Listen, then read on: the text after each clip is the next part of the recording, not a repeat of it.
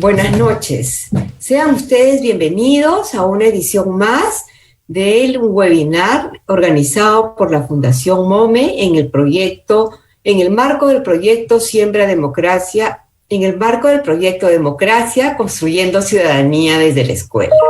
Como saben, hace ya 2 meses estamos en esta iniciativa y este es el segundo encuentro que tenemos para hablar de educación. Esta vez nos van a acompañar Mariana Eguren y Miguel Cruzado, a los cuales presentaré más adelante, pero ahora queremos escuchar a la presidenta de la Fundación MOME, Estela Mome. Gracias, Natalia. Buenas noches con todos y todas.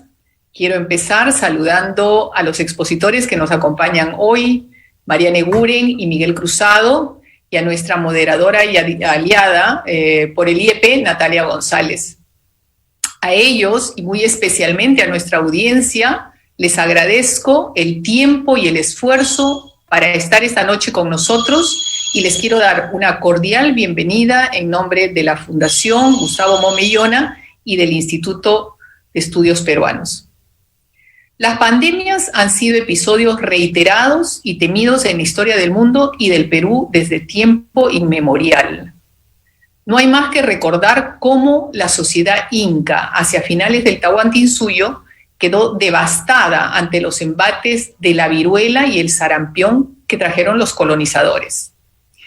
Historiadores de la salud y la ciencia nos han ilustrado ampliamente sobre la manera como las epidemias, promovieron cambios cruciales en la historia peruana. Jorge Locio, en su reciente libro Pandemias y Salud Pública, Historia de Cuarentenas y Vacunaciones, cuenta que en el siglo XIX había la idea de que las enfermedades y epidemias se producían por efluvios venenosos que surgían por focos infecciosos de cuerpos en descomposición, basurales o aguas estancadas que se tiraban frente a las casas y se acumulaban sin ninguna protección. Y no le faltaba razón. La viruela, la peste bubónica, la fiebre amarilla y el cólera obligaron a la población a cumplir largas cuarentenas para remitir las enfermedades. Pero al mismo tiempo, como no hay mal que por bien no venga, las autoridades del Estado se vieron obligadas a asumir una serie de responsabilidades que hasta ese momento no habían sido motivo de su atención. Se cubrieron todas las acequias que recorrían Lima, se organizaron sistemas de recojo de basura municipales y se invirtió en el diseño y ejecución de un sistema de distribución de agua que permitió limpiar los espacios domésticos y públicos de la ciudad. En el siglo XX, la gripe española y la peste bubónica obligaron al Estado a asumir el rol central en la salud de la población.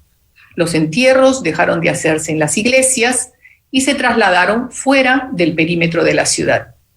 Y más adelante, en la epidemia del cólera, a fines del siglo XX, la sociedad organizada, más específicamente las organizaciones de mujeres en comedores populares y el vaso de leche en barrios populares, lograron hacerle frente al cólera mediante una eficiente distribución de las llamadas bolsitas salvadoras.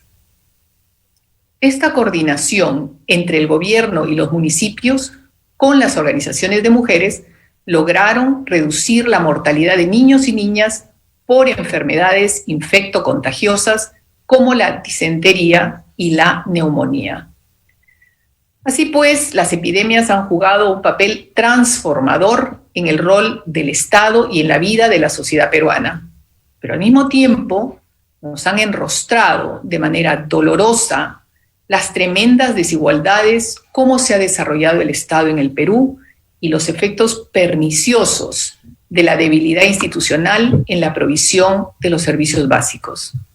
Desigualdad y pobreza son dos realidades que nos asaltan hoy en día y se manifiestan en todos los ámbitos de la vida nacional. Y si bien la salud ha puesto en evidencia la precariedad institucional, la educación no queda muy atrás y será uno de los grandes perdedores si no se pone la debida atención. Luego de un año completo sin asistencia presencial al centro educativo, y no sabemos cuánto más adelante, unos más que otros, pero todos los docentes y escolares del país han sufrido los efectos de la pandemia. Aprender a estudiar por computadora, aprender a enseñar de manera virtual, concentrarse para una y otra tarea han sido parte de los retos de la educación virtual. Pero sin duda, la parte más dura de la pandemia en la educación la han vivido los docentes y los estudiantes de las áreas rurales. Muchos, pero muchos niños y niñas no tuvieron acceso a los programas virtuales de Aprendo en Casa porque no tuvieron un teléfono inteligente, una computadora o una tablet para seguir el curso, porque no había en casa un aparato, porque había uno solo y se tuvo que priorizar nuevamente, como en tiempos anteriores, que fueran a la escuela solo los varones y no las niñas. O bien porque nunca llegó la señal del Internet a las zonas rurales. Algo similar ocurrió con muchos docentes que debieron enfrentarse a una computadora y enseñar de manera virtual sin haber tenido la mínima capacitación para hacerlo. Hoy, con razón, nos preocupa qué va a pasar con la educación en el Perú. Los maestros, las maestras y los padres de familia nos preguntamos, ¿cuánto aprendieron o cuánto perdieron los estudiantes en el año que pasó? ¿Es posible remontar esta situación? ¿Es posible recuperar el año que se fue? ¿O es mejor dejarlo pasar y retomar este año mirando hacia adelante? ¿Se han identificado los obstáculos que bloquearon el acceso a cientos de miles de estudiantes o que favorecieron la deserción y que se tiene que atender de inmediato? ¿Qué pasará con el Internet? Es claro para las autoridades que es imprescindible la implementación de la red dorsal de fibra óptica a nivel nacional. Si no se actúa ya, la educación, al igual que la salud, serán los grandes perdedores de la pandemia. Y a pesar de que existe la certeza de que la inversión en educación juega un rol fundamental en la formación de una sociedad de ciudadanos que sepan respetar las normas, asumir derechos y cumplir deberes, los sucesivos gobiernos han fallado en hacer realidad esta verdad. Este webinar se propone desbrozar los problemas y los desafíos de la educación en tiempos de pandemia para, haciendo de la necesidad la virtud, como nos enseñara el maestro Kotler, lograr el gran cambio que necesitamos para reconstruir una sociedad de ciudadanos donde la escuela cumpla el gran rol que la historia le ha concedido. Gracias. Adelante, Natalia. Nuestros expositores. Muchas gracias, Estela. Bueno, buenas tardes, Mariana, buenas tardes, Miguel, ya buenas tardes, buenas noches. Muchas gracias por estar con nosotros. Quiero decir unas palabras sobre cada uno de ustedes. Voy a empezar por Miguel, que es un invitado nuestro. Miguel Cruzado es sociólogo de la Pontificia Universidad Católica del Perú. Él además ha sido director nacional de Fe y Alegría y actualmente trabaja en la Federación Internacional de Fe y Alegría. Ha ocupado el cargo de diferentes cargos ligados con la educación, tanto en UNESCO como en el Ministerio de Educación en relación a la Dirección Nacional de Docencia del Ministerio. Y actualmente es profesor de la Universidad Pacífico y encargado de los asuntos de ética dentro de la universidad. Mariana Eguren es colega mía del Instituto de Estudios Peruanos, es miembro del Consejo Directivo, pero principalmente está aquí porque Mariana Eguren es una de las profesionales que piensa y desarrolla el proyecto Democracia Construyendo Ciudadanía desde la Escuela. Ha sido una de las autoras de los materiales de trabajo para estudiantes que hemos elaborado en el marco de este convenio entre la Fundación Gustavo Mome y el Instituto de Estudios Peruanos. es una aguda investigadora del fenómeno educativo en el Perú y cuenta con una serie de publicaciones que justamente tienen que ver con los aprendizajes, los maestros y el rol del Estado en el Perú. Bueno, después de estas larguísimas presentaciones, porque se tratan de dos importantes y destacados profesionales en el campo educativo, vamos a empezar discutiendo y conversando, además, aunque es bueno discutir en estos tiempos, sobre qué ha pasado con el sistema educativo y cuáles son los aprendizajes que hemos perdido y qué aprendizajes hemos ganado en este tiempo de crisis generalizada por la pandemia y por la crisis social y económica y política que enfrenta nuestro país. La primera pregunta que quisiera plantearles es, ¿cómo encontró la pandemia el sistema educativo peruano? ¿Cómo reacciona el sistema educativo para seguir brindando el servicio a los niños y niñas de escuelas públicas? ¿Y cómo han vivido los maestros y los estudiantes este primer impacto de la pandemia durante el año 2020? Mariana. Gracias, Natalia. Bueno, como ya hemos podido ver, ha sido un tema bastante complejo, ¿no? O sea, básicamente el Estado ha tenido que enfrentarse a la educación a distancia sin contar con una estrategia al respecto que estuviera en funcionamiento, que hubiera sido probada, que tuviera un mínimo de solidez, ¿no? Entonces, por un lado, no había una estrategia a distancia en funcionamiento y por otro lado, no había tampoco las condiciones para que una educación de este tipo se diera, ¿no? Todos conocemos muy bien, y lo ha dicho Estela al empezar también, los problemas de conectividad, la carencia de equipos, ¿no? Pero por otro lado, también un sistema de educación a distancia supone maestros que tengan cierta capacitación para llevar adelante una estrategia de ese tipo, y supone algo que no se toma en cuenta muchas veces, que es una familia que funcione como apoyo pedagógico, sobre todo con los niños y niñas más chiquitos, ¿no? En los primeros grados de primaria. No se puede asumir que van a poder desarrollar actividades de autoaprendizaje sin una guía, sin una orientación, ¿no? Entonces, esta es la situación en la que se encuentra el Estado frente a la emergencia de tener que desarrollar un programa de educación a distancia. Y teniendo en cuenta esa situación tan complicada, hay que decir que Aprendo en Casa se monta muy rápido, a toda velocidad, empieza a salir a partir de lo que ya se tiene, de recursos que se encuentran en el ministerio y con socios del ministerio, y recursos que se empiezan a elaborar sobre la marcha. Y en ese sentido yo creo que es algo notable y que hay que reconocer, ¿no? Sin embargo, es una estrategia que tiene que montarse sobre esta precariedad, ¿no? Entonces, claramente las consecuencias que vamos a tener van a ser complicadas, ¿no? Ahora, ¿qué otra cosa pudo hacer el Ministerio de Educación? No sé, o sea, la reacción inmediata creo que fue lógica, ¿no? Hagamos un sistema de educación a distancia y apelemos a los recursos con los que contamos.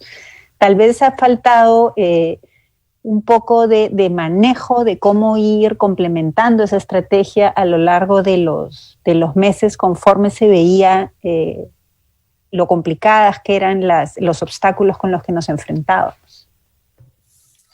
Miguel, tú que has estado más cercano al sistema educativo, ¿no? En el momento en que se tiene que afrontar la crisis y el confinamiento, ¿qué opinas sobre la estrategia que se montó y cómo, en tu particular posición, cómo es que respondieron los maestros ante este requerimiento del Estado? Sí, gracias, Natalia. Yo creo que, cuando sucede la pandemia, nos agarra en un sistema educativo que no ha cambiado, en el que las cosas van como, digamos, está concebido, en que se piensa desde el Minedu, se formula desde el centro, cae al docente una serie de requerimientos, el docente plantea una serie de aprendizajes y, en fin, experiencias a los estudiantes, que a su vez, entonces es como una especie de procedimiento en cascada que asume, y sobre todo muy basado, todo docente del Perú lo sabe, muy basado desde las UGELs en rendimiento de informes, ¿no? Entonces es un poco, bueno, esa línea se rompe. En el momento que cae la pandemia, esas líneas de, sobre todo normativas, y más de, ¿cómo se dice?, de transferencia de contenidos o de, en fin, de orientaciones, se rompe. Entonces, el Minedu lo que hace desesperadamente es efectivamente aprendo en casa, y aprendo en casa, educación a distancia, pero es educación a distancia, aprendo casa al estudiante, ¿no? Aprendo casa, no sé si ustedes recuerdan esa foto tan bella que circulaba en redes sociales, la pusieron en un diario de circulación nacional, de una niña con su uniforme mirando la pantalla de Aprendo en Casa, y todos se emocionaban porque era el entusiasmo de la niña en su casa que se ponía el uniforme porque quería ir a la escuela, y entonces nos emocionaba por el cariño de la niña y nos emocionaba porque Aprendo en Casa le dio la oportunidad de sentirse en la escuela. Pero al mismo tiempo era tremenda. O sea, al mismo tiempo era una, digamos, esa foto era una niña sola, sin familia, estaba sola. Entonces, si ese era el modelo, una niña pequeña, entonces era un modelo un poco, suponer que la niña solita iba a poder, sin compañeros, por supuesto, obviamente, sin familia y sin intermediación, sin docente y con una pantalla. Y ese fue el modelo que aplaudimos. Entonces fue necesario, Aprendo en Casa, pero hubo una concepción de educación. La educación a distancia supone un docente que se comunica con sus estudiantes. En la rapidez lo concebimos como un sistema nacional que se comunicaba con el estudiante, ¿no? Y allí hubo por la rapidez, o sea, hicimos como un docente nacional, una especie de gran docente nacional, fue Aprendo en Casa, y luego los docentes lo empezaron a utilizar, y ahí viene lo que quería decir. Los docentes, claro, como no hay en nuestro sistema una actoría, digamos, definida y con autonomía del sistema público nacional, del docente y los directivos en cada escuela, y de las familias, está basado en esta línea de transferencia de arriba abajo. Entonces, claro, en el momento cada uno tuvo que ver cómo hacía. Entonces el Minedu implantó Aprendo en Casa como pudo, como bien dice, yo estaba ahí, fue una cosa, los equipos no dormían, durante mañana, tarde y noche estaban trabajando el equipo de educación básica, diseñando estos materiales, una especie de gran libro para todas las escuelas del Perú, el equipo de Dijeivira tratando de adaptarlo a distintas lenguas y realidades. Bueno, pero en el camino, los docentes del Perú, yo creo que, es decir, claro, una trampa hubiera sido que eran repetidores de Aprendo en Casa. ¿No? Hubiera sido repetir lo anterior utilizando el televisor, es decir, el sistema de transferencia de contenidos, como si eso fuera para un aprendizaje, y cualquier docente sabe que no es. Yo creo que los docentes en camino empezaron a desarrollar, como han podido, luego hablaremos, una actoría, un modo de vincularse con sus estudiantes, como pudieron, vía WhatsApp, utilizando Aprendo en Casa. Aprendo en Casa nos fue sirviendo, pero creo que fueron los docentes los que empezaron a irlo utilizando a lo largo y ancho del Perú para ayudar a sus estudiantes, ¿no?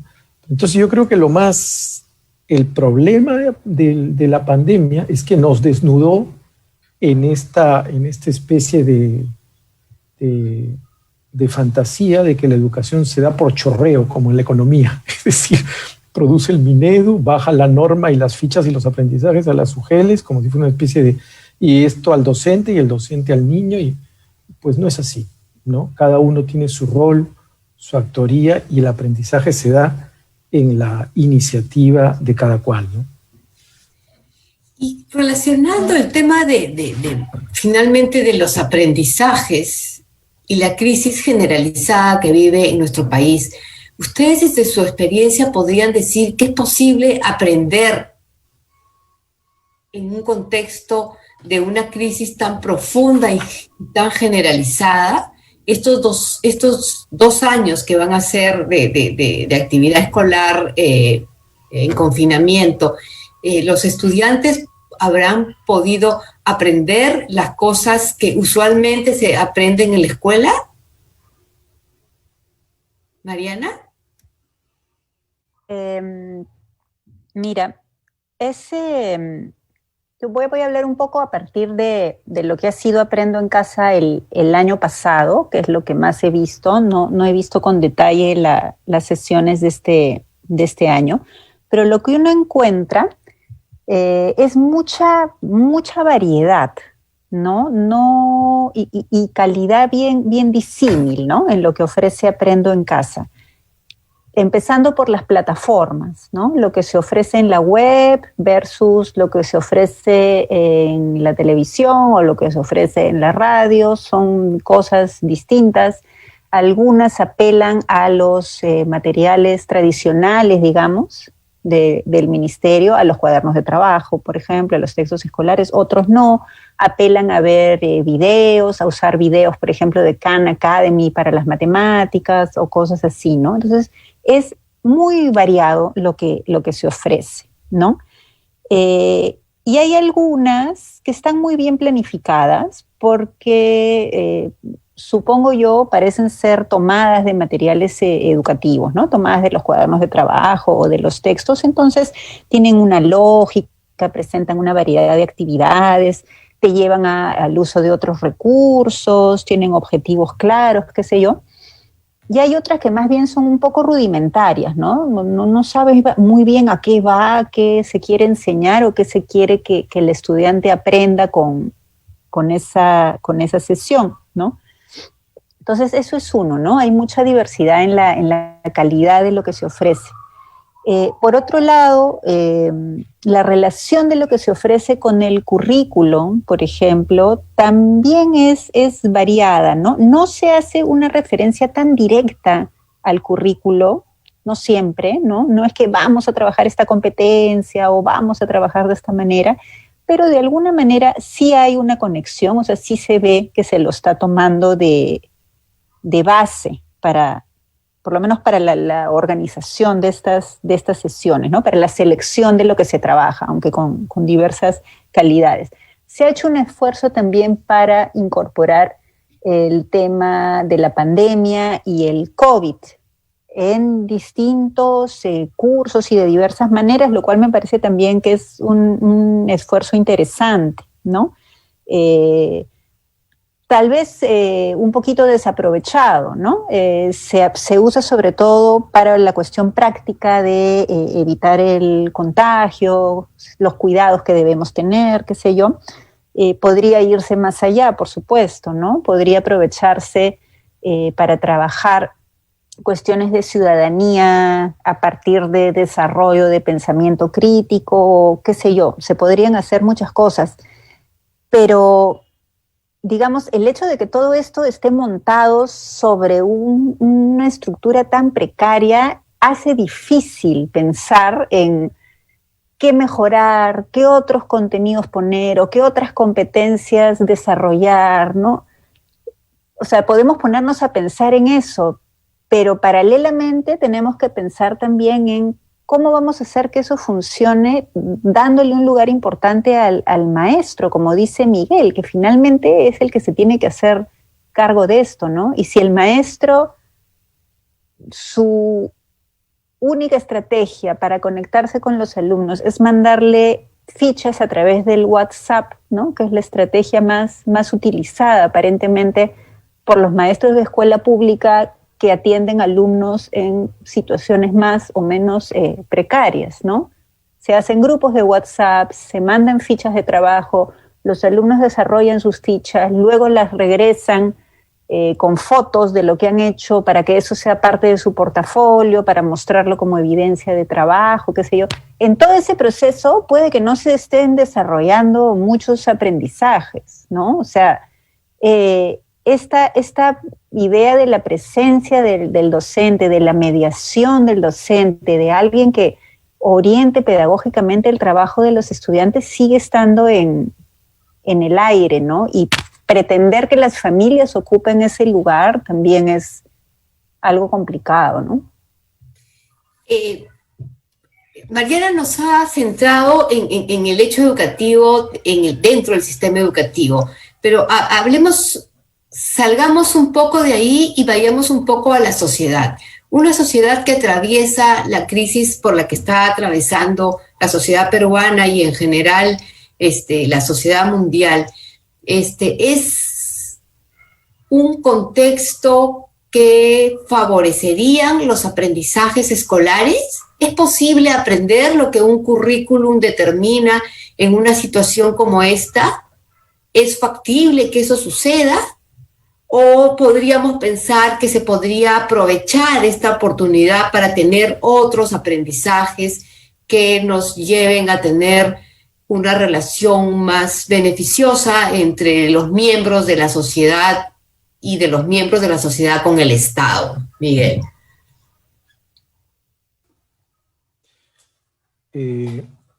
Sí, Natalia, yo creo que aún no sabemos los aprendizajes que se han dado en este contexto. Es decir, lamentablemente no hemos vinculado los aprendizajes curriculares a los aprendizajes que estoy seguro que se están dando, no curriculares o no necesariamente vinculados a las áreas curriculares, pero estoy seguro que la interacción de los docentes en el mundo entero con las familias y sus estudiantes, en el vínculo de estudiantes, familias, las grandes educadoras ahora, no sé en el mundo, pero en el Perú han sido las mamás y cuidadoras.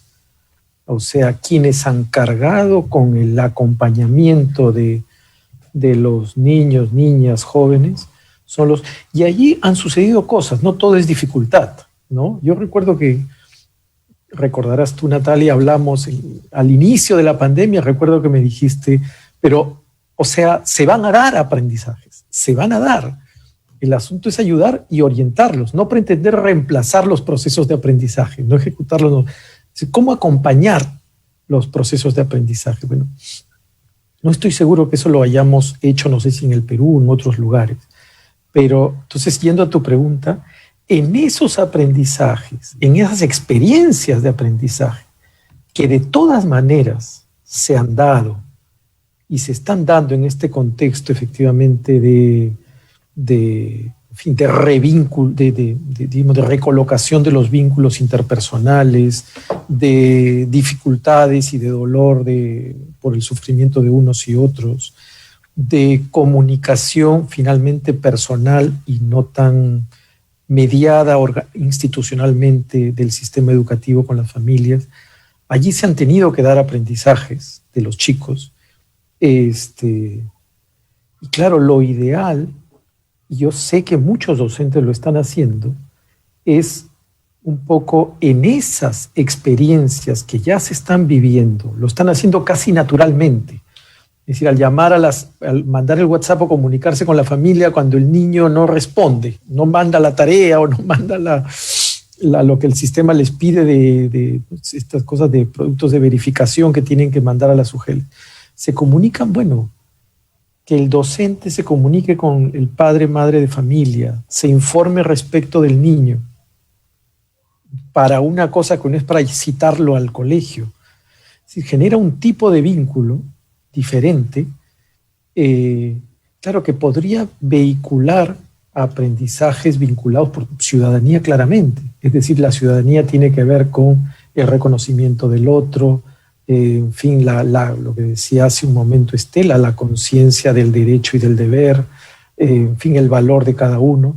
Y en un país como el nuestro, con tanta desigualdad, segregación y en contexto de pandemia, pudo haber sido puede serlo aún, un escenario importantísimo de aprender esa cosa que también nutre la ciudadanía, que es la empatía con el otro. Es decir, sin un nosotros no hay nación que se sostenga, ¿no? Pero precisamente si hacemos un repaso por todo lo que hemos visto en los medios de comunicación y lo que ha sucedido en el país en los últimos años, no ha sido necesariamente una ciudadanía que acate la ley, una ciudadanía donde haya primado la empatía por el otro, donde haya habido una organización que sostenga las acciones del Estado para llegar a los más vulnerables, ¿no? Bueno, pero seguimos en pandemia y lo vamos a seguir todo este año. Es decir, tendríamos los docentes del Perú que promover en este contexto, además de crispación social, de promover la empatía entre nosotros, la solidaridad. Pero no lo está haciendo el sistema educativo en su iniciativa de Aprendo en Casa, por decirlo de alguna manera. ¿Qué piensas, Mariana?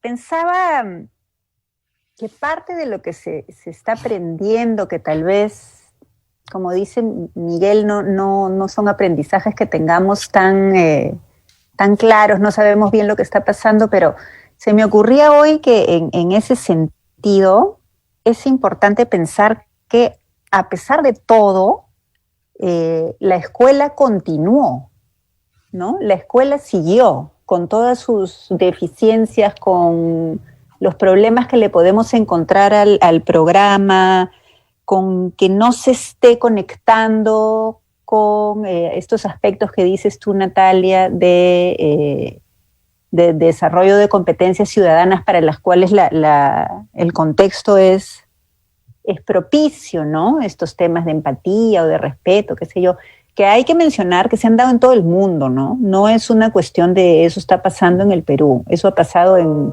todo el mundo y no solo ahora, ¿no? A veces cuando uno revisa, como decía Estela al iniciar este webinar que repasaba la historia de las epidemias en el Perú, pareciera que hay una tendencia de la humanidad a comportarse de cierta manera durante estas situaciones, ¿no? Y es algo histórico. Entonces, no es solo en el Perú y no es solo en este tiempo que ocurren esas cosas, ¿no? Que creo que es algo importante de mencionar. Pero volviendo a lo otro, ¿no? La escuela, con su Aprendo en Casa, con todas sus deficiencias, nos ha demostrado que el Estado sigue existiendo, que el Estado está ahí, que el Estado está haciendo algo, ¿no? Con todos los problemas que pueda tener. Y yo creo que eso tiene un valor, ¿no? Y además no es solo el Estado, digamos, porque lo veo en la web o en el programa de la tele o lo escucho en la radio, o porque llegó el ministro con las nuevas tablets, ¿no?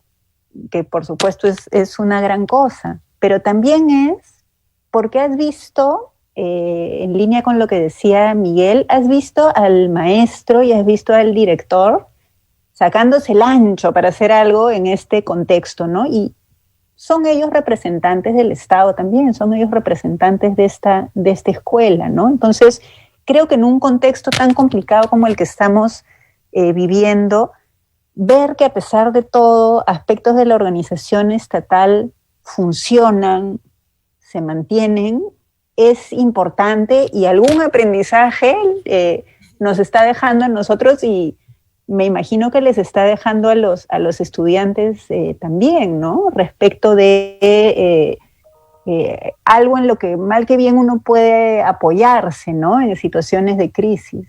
Y confiar, ¿no? Exacto. Mariana, tú has realizado una serie de investigaciones respecto, antes de la pandemia, respecto a lo que se aprende en la escuela y en cuánto se aprende en la escuela. Has analizado también cómo se han medido esos aprendizajes, ¿no?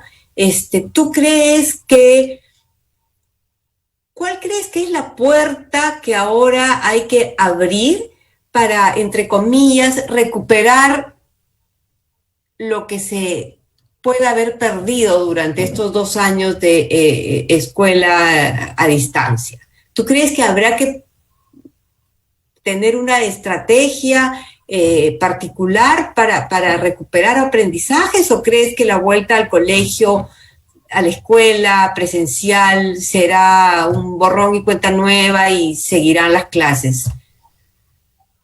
Bueno, o sea, me gustaría que hubiera un cambio, ¿no? Efectivamente, lo que mencionaba sobre las investigaciones que hemos hecho en años anteriores,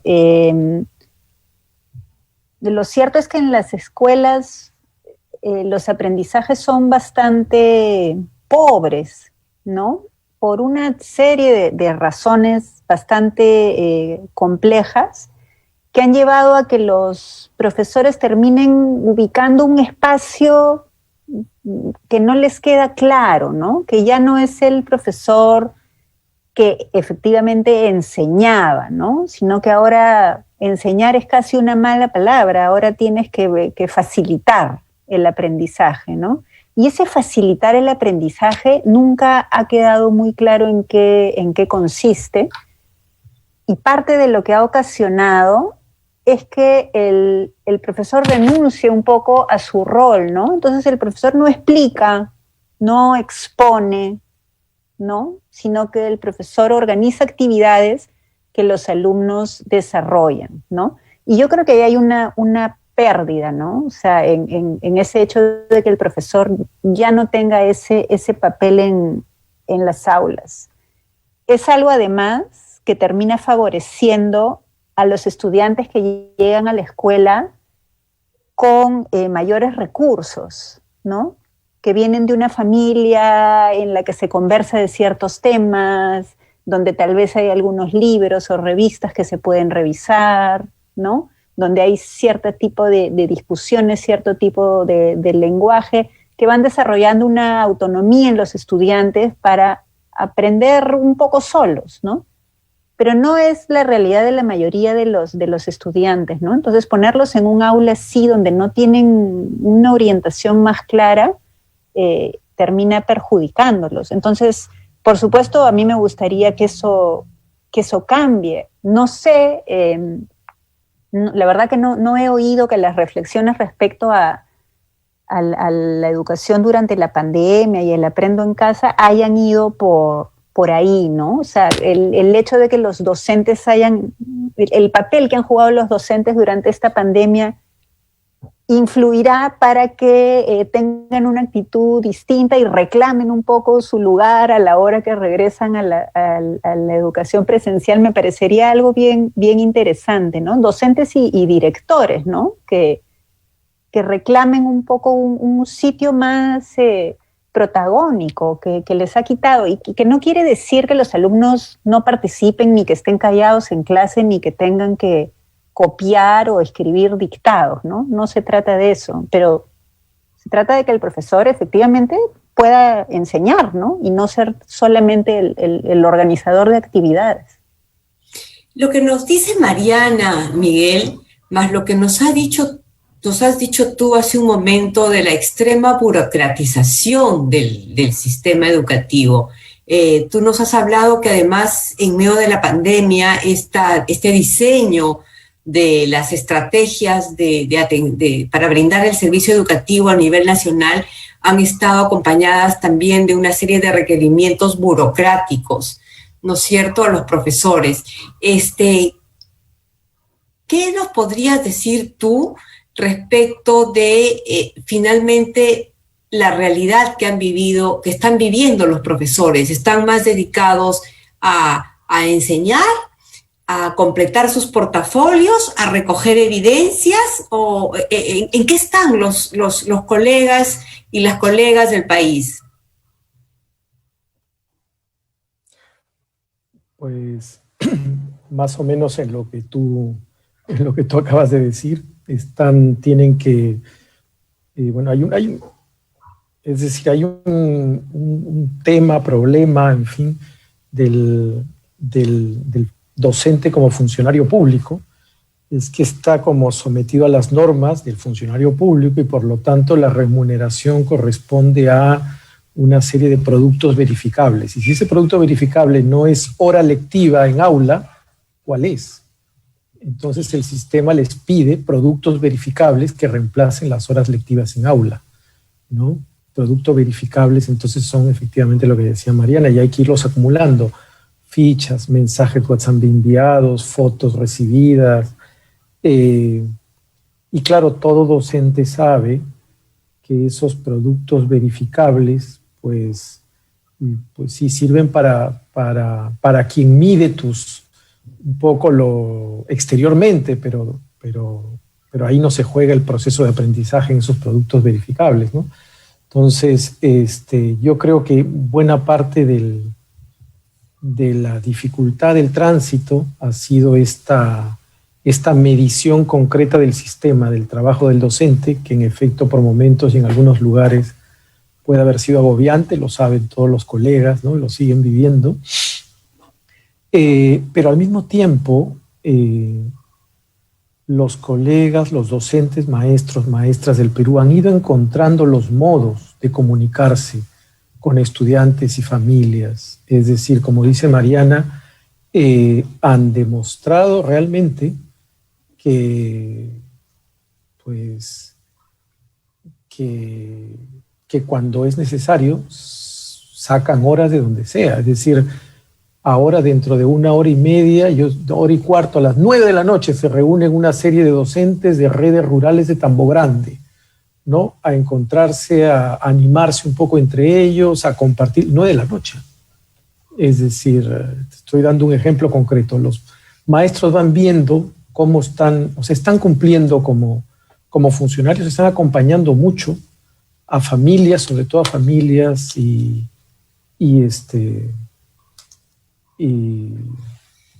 estudiantes dentro de lo que pueden, ¿no?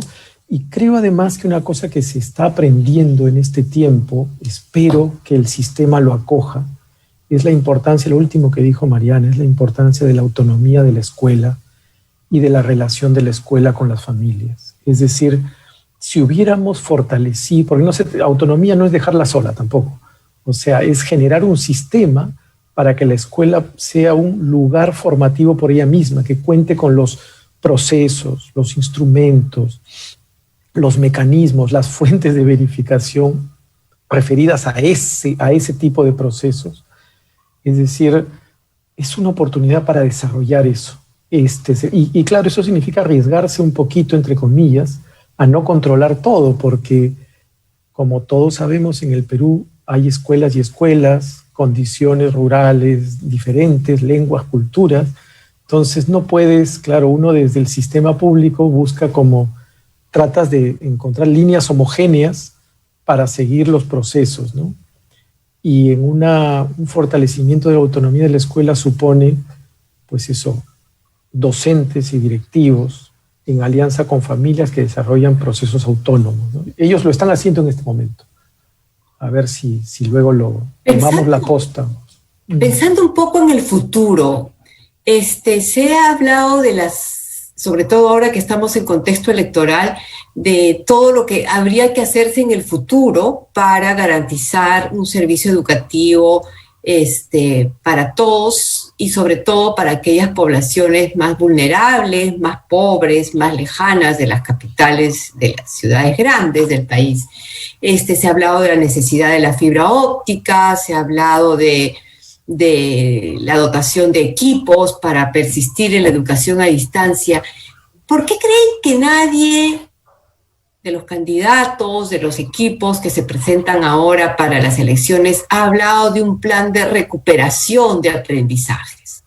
De cómo hacer para saldar la deuda que tenemos de estos 2 años, un plan nacional en el que puedan participar docentes, estudiantes de pedagogía, para tratar de recuperar un poco lo que estos 2 años hemos dejado de hacer por las diferentes condiciones que ustedes han descrito. Uh-huh. ¿Por qué crees, Mariana? ¿Hay desconocimiento? ¿Qué piensas al respecto? ¿Por qué no se habla de un plan para los próximos años? Por el lado de los candidatos, supongo que prefieren no meterse en algo que realmente no tienen idea de cómo poder hacer, ¿no? Entonces podría ser hasta inteligente de su parte que no lo mencionen, porque es una tarea complicada la que se viene, ¿no? Por lo menos en esta etapa, además de la campaña, que aparentemente están evitando ciertos detalles sobre sus planes, qué sé yo, ¿no? Ahora, yo quería mencionar algo ahí. A mí me parece un poco complicado hablar de pérdida de aprendizajes y de recuperación de aprendizajes, ¿no? Porque estamos asumiendo que no hubo, y estamos asumiendo que toda esa chamba que nos está contando Miguel y que tú conoces por tu trabajo directamente con docentes, no ha existido o no ha servido, y eso no es así, ¿no? Entonces, ha habido aprendizajes que efectivamente no van a ser los mismos que vemos dentro de la escuela y pueden ser de otro tipo. Y en ese sentido, yo no lo plantearía de esa manera, ¿no? Yo no lo plantearía como que es un año perdido o un año y más perdido, ¿no? O necesitamos recuperar lo que no se ha logrado hacer en este año, sino que tal vez tengamos que aprender nosotros de esta experiencia, ¿no? Y tratar de sistematizar un poco verdaderamente qué pasó, qué se logró, y en función de eso pensar en estrategias para el futuro, ¿no? Para mí, como te decía antes, el interés estaría más justamente en esto, y relacionado con lo que decía Miguel sobre la autonomía, ¿no? Esto de que los docentes, no lo sabemos porque todavía no hay investigaciones realizadas o finalizadas al respecto, no sé si se están haciendo tampoco, pero tal vez esto haya servido para empoderar un poco a los docentes y a los directores, ¿no? O sea, no sabemos si han desarrollado una serie de estrategias pedagógicas que antes, en la, entre comillas, comodidad del aula, no se les ocurría hacer. Entonces, todo eso tal vez podría ser después adaptado al aula. O sea, ahí puede pasar algo bien interesante, ¿no? Que sería bonito ver, que sería bonito investigar. Y lo otro, bueno, que sí hay que tener también en cuenta en todo este contexto es las enormes diferencias y la variabilidad que vamos a ver respecto a esto, ¿no? Entonces, en las escuelas, hay muchas escuelas privadas con recursos que probablemente se lograron adaptar con rapidez y han hecho un trabajo, ¿no? Que no tiene mayores problemas y en el que los estudiantes y los docentes están funcionando casi con normalidad, para decirlo de alguna manera. Y hay otras escuelas probablemente públicas, sin convenios con programas o con otras instituciones, o sin una red sólida de otras escuelas o de docentes o de otros niveles del sistema educativo que las apoyen, donde la cosa es mucho más complicada, ¿no? Entonces, lo que hay es una gran variabilidad y no sabemos bien qué es lo que ha pasado y no sabemos cómo se va a trasladar eso al regreso al aula presencial. Entonces, creo que los candidatos están siendo muy cautos en no decir nada al respecto, porque realmente el panorama todavía es poco claro, ¿no? ¿Qué piensas tú al respecto, Miguel? ¿Y qué piensas de los pocos anuncios sobre el sistema educativo que han habido? Una revisión de los textos escolares, el dejar de lado el enfoque de género como uno de los enfoques transversales del currículum.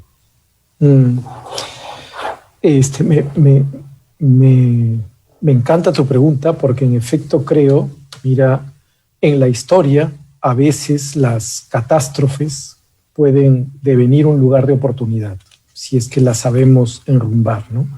Pues probablemente ninguno de los candidatos desarrolla lo que habría que hacer, porque supone salir de la caja. y en términos educativos me parece que, en fin, es decir, tendríamos que entrar a un proceso de, como dice Mariana, no sabemos los aprendizajes con los que van a llegar en términos de actitudes y habilidades los estudiantes de todos los niveles. Sí, pues habrá contenidos que no se han desarrollado, pero hay habilidades, actitudes y formas de esos contenidos que los y las estudiantes han desarrollado en diálogo con la familia, con Aprendo en Casa, con su contexto.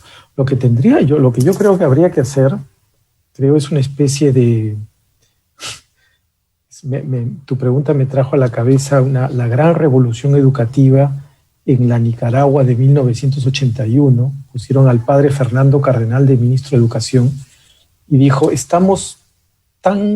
la cosa es tan compleja, hay tanta diversidad de capacidades y no sabemos tan bien cómo están, que rompió el año escolar. Y si tendríamos que no podemos volver otra vez al año escolar, a las áreas lectivas normales, a los modos de evaluación que conocemos, como si nada hubiera pasado. Lo que yo creo, y creo que el ministro de Educación está pensando, como es ministro con mucho cuidado, pero intuyo que por ahí va yendo cuando nos dice, bueno, a lo mejor la vuelta no será, es decir, ya no podemos pensar en un año, no volvemos a pensar en tercero de media, cuarto de media, otra vez como antes. A lo mejor tenemos que repensar, reestructurar lo que va a venir, y allí, para poder rehacer y reestructurar lo que va a venir, va a haber que, digamos, confiar mucho en lo que el docente y la institución, con el apoyo del sistema, puede hacer, porque, como bien dice Mariana, lo que haya sucedido es muy heterogéneo, muy diverso. En esta especie se va a haber que romper filas un poquito, y a lo mejor eso nos abre la puerta a plantear experiencias de aprendizaje de otro modo, más efectivamente en la interacción. A lo mejor es una oportunidad para romper ese modelo de enseñanza, pues eso, de transmisión de contenidos, porque va a ser imposible. Es decir, si nos ponemos a verificar los contenidos que no se dieron para poder ponernos al día, no sé qué, pues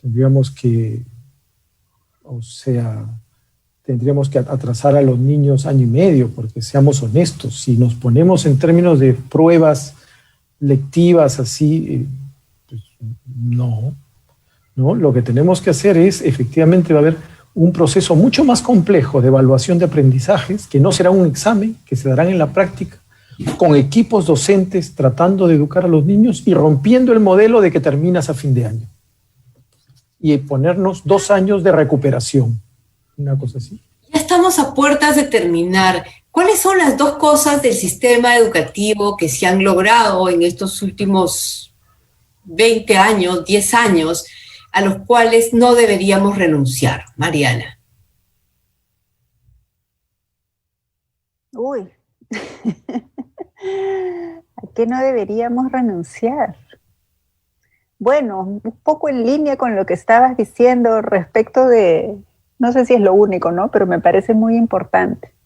Respecto de lo único que mencionan los candidatos acerca de su plan educativo, ¿no? O sea, el respeto a la diversidad, el fomento de la igualdad, todas esas cosas, a pesar de que una buena proporción de maestros son conservadores, estaban de alguna manera ya instaladas en la escuela, aunque sea como discurso, ¿no? Tal vez no tanto en las prácticas, pero como discurso por lo menos ya estaba más instalado, ¿no? No se puede decir cualquier cosa discriminatoria. El hecho que en el currículum además lo hacían asuntos oficiales.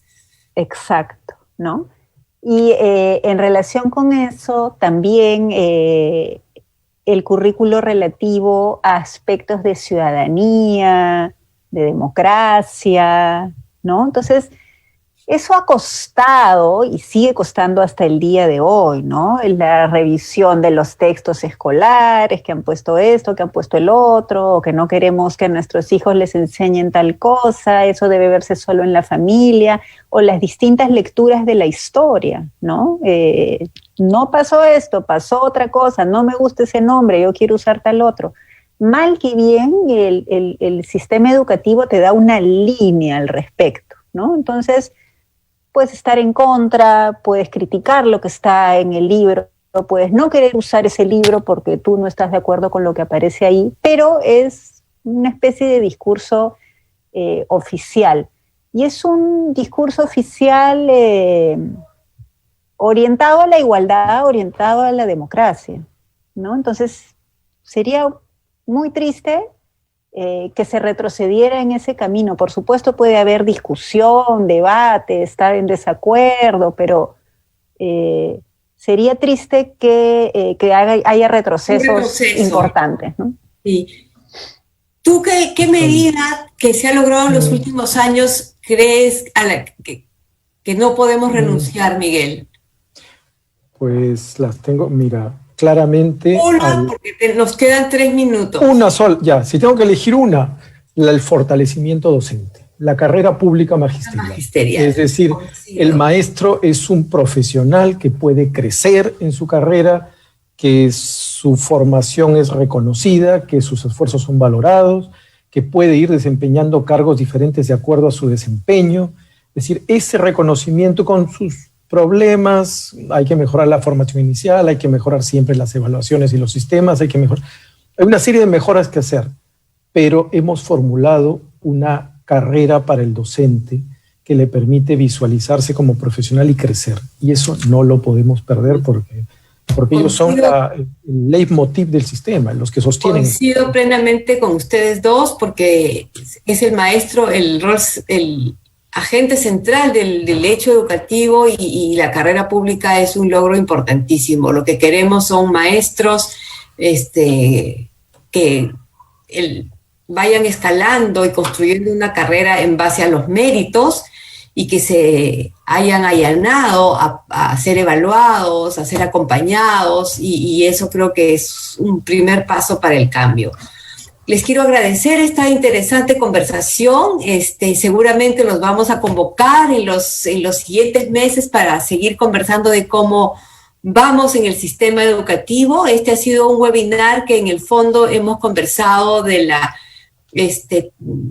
grandiosa labor que han cumplido los maestros en este contexto para hacer clara una relación más beneficiosa entre los ciudadanos y el Estado, porque han cumplido su rol de hacer lo posible para que la educación siga llegando a los niños. A los maestros que nos escuchan, muchas gracias por ello, e invitamos a Estela para que nos acompañe en la despedida. Estela.